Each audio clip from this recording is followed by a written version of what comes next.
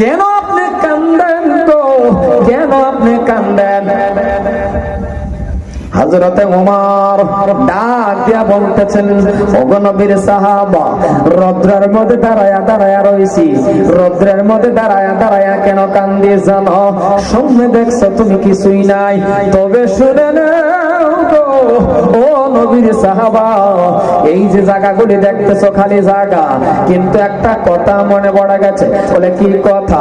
বলে এই যে জায়গাগুলি দেখতেছো, এই জায়গার মধ্যে আমি ওমর গো একটা সময় বেড়া বকরির রাখাল ছিলাম।